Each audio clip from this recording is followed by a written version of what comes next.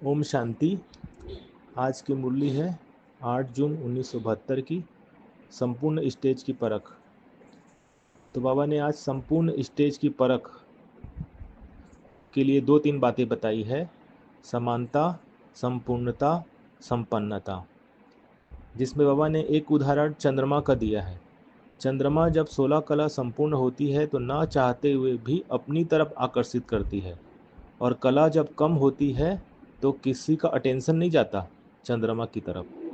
तो बाबा ने हमें हमारे तरफ ध्यान खिंचवाते हुए कहा कि तुम भी जब संपन्न और संपूर्ण बनोगे तो ना चाहते हुए भी लोगों का अटेंशन आपकी तरफ आएगा।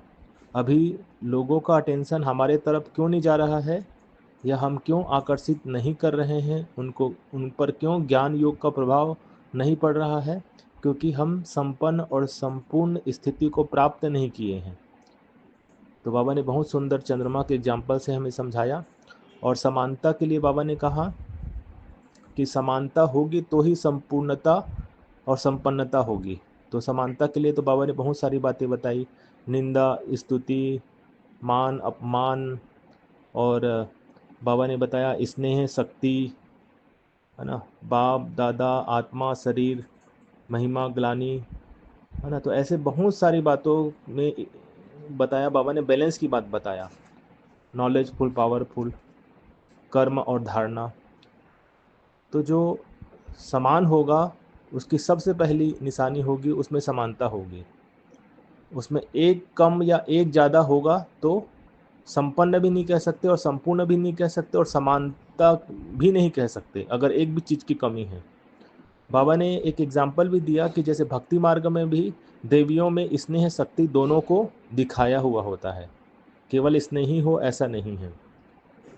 और बाबा ने एक बहुत सुंदर एग्जाम्पल दिया कि जो नट होते हैं, या जो हम देखते हैं कि रस्सी पर चलने का जो कमाल दिखाते हैं दुनिया में, जब हम जाते हैं कहीं खेल मेला सर्कस में, तो क्या होता है, रस्सी पर एक महिला चलती है और ऊपर में एक नट मटका पकड़ी होती है, और वो रस्सी में डंडा लेके, ऊपर मटका है उसके सर पर, लेके चलती है।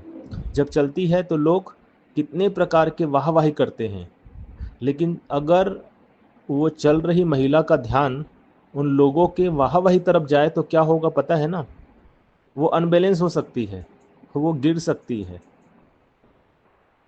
तो बाबा भी यही कहना चाहते हैं कि निंदा और स्तुति में समान रहो। अगर स्तुति में खुश हो रहे हो तो निंदा में दुख जरूर होगा।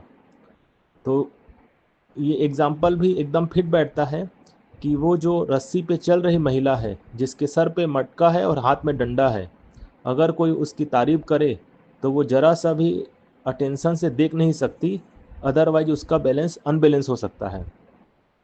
इसी प्रकार इसको दूसरे एग्जाम्पल से देखा जाए कि एक महिला रस्सी पर चल रही है और एक बच्चे को अपने कंधे में बैठाई है, अपने बच्चे को, और डंडा लेके चल रही है। ऐसा कई बार देखा भी गया है कि कोई छोटे छोटे बच्चे को अपने सर पर या कंधे पर रख कर भी ऐसा कर्तव्य दिखाते हैं। तो लोग इस समय पर क्या क्या सोचते हैं, अरे आप अपना ध्यान तो नहीं, बच्चे का तो ख्याल रखो, कल के लिए कुछ हो जाएगा तो क्या हो जाएगा। तो इस तरह के पेट के लिए इस तरह का भी कमाल दिखाते हैं, लेकिन उस स्थिति कमाल दिखाने में पैसा तो मिलता है, लेकिन लोग तरह तरह की बातें करते हैं। लेकिन उस समय भी वो महिला उन लोगों के बातों के प्रभाव में नहीं आती, बातों के प्रभाव में आए तो वो फिर अनबैलेंस हो सकती है ना। तो बाबा ने इस तरह से बहुत सुंदर एग्जाम्पल के द्वारा हमें समझा दिया है कि कैसे हमारे साथ जो दो दो बातें बहुत सारी बताई हैं, वो आप सब चैट में लिखना ज़रूर, दो दो बातें क्या बताई हैं आज की मुरली में। जो कुछ बातें तो मैंने बता दी वो चैट में आप लिखना, और उसका बैलेंस दोनों एक साथ कैसे हो, इसका कुछ ऐसे एग्जाम्पल भी लिखना। कुछ एग्जाम्पल तो मैंने आपके समक्ष रख दिया है, लेकिन आप भी ऐसे एग्जाम्पल रखना। तो इस एग्जाम्पल से हम समझ सकते हैं कि बैलेंस रहेंगे तो बाबा की ब्लिस मिलेगी, या बैलेंस रहेंगे तो ब्लिसफुल बनेगी। वैसे भी दुनिया में जब कर्तव्य दिखाते हैं, कमाल दिखाते हैं, तो तालियां बजती है ना। तो उसी तरह बाबा कहते हैं कि जब हमारे जीवन में भी इसी तरह का बैलेंस होगा तो कमाल दिखाई देगा। ओम शांति।